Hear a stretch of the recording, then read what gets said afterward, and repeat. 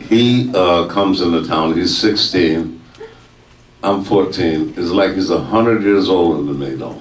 I mean, his mother somehow trained him to eat no cups, no canes, no dogs, no blindness. He didn't want to know about it. And his shoes were real raggedy because he'd bump against the curb. He'd go across the stoplights, everything, go to stop him at the supermarkets, everything. Found his chains, however he did that. But he had sight at one time, you have to remember that. And then he'd go back home.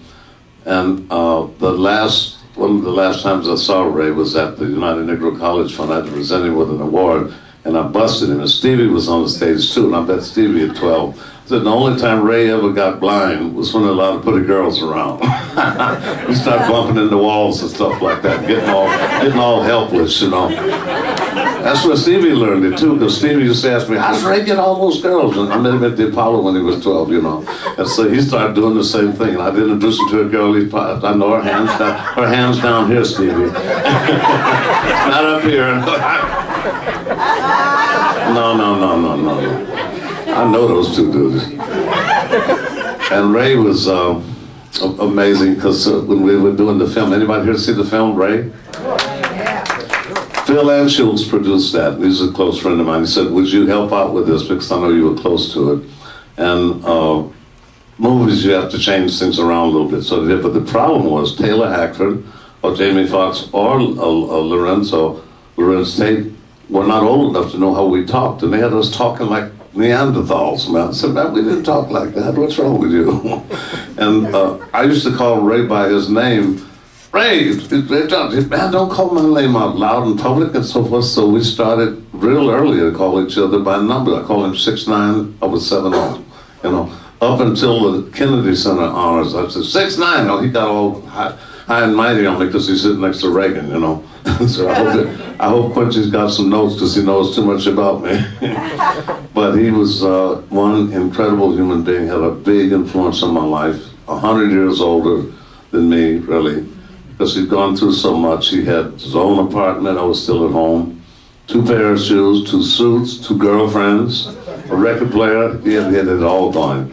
And we were lucky enough at that time, because there were no P. Diddy's, Russells, or Oprahs, or Michael Jordans around then, just to figuring out who to be, because we weren't in any books. C. Jane Ron, C. Spot Ron, that was it. There was no TV. And there was a radio was Rochester, Beulah, and Amos Nandy. We knew they were white, so I'd lay on the floor in the dark and I'd make the Lone Ranger black, the shadow black, or whatever you do, whatever you want with radio, But the problem is a question of identity. You didn't know who to identify with, because it was like you didn't exist. So we had this thing we used to say every day that I think saved us, because Ray was a strong dude, man, really strong. Virgo. Virgos don't play. And every day we used to say, not one drop of my self-worth depends on your acceptance of me. To keep an external identification away from us. You got to know who you are inside. And back then you had to know. I used to carry a snub-nosed 32 in my paper bag all the time, because it was rough back then. And we would make up things we'd want to do that had never really been done before. We wanted to do movies, wanted to do symphony orchestras, wanted to do records, eat the best food, all the girls, all of that stuff, And we used to dream about it. Ray said, in 20 years, I want to own 3 airplanes. I mean, that sounds, how crazy that sounded in the 40s, In 1968, Bill Nicholson, who was one of the ace Vietnamese pilots, we were in Croatia when I wrote the eulogy for Ray.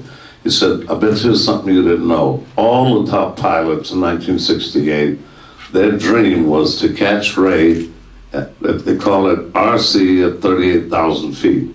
When he was at 38,000 feet, he had them put in the pilot seat on automatic pilot, and he was at the controls, 38,000 feet.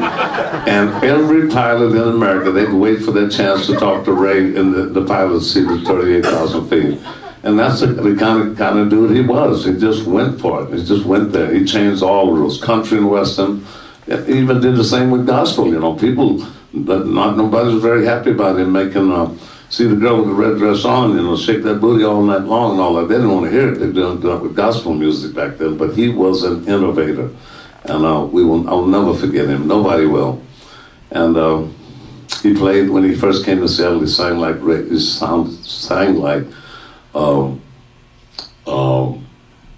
Nat Cole, Charles Brown, and he played alto like Charlie Parker.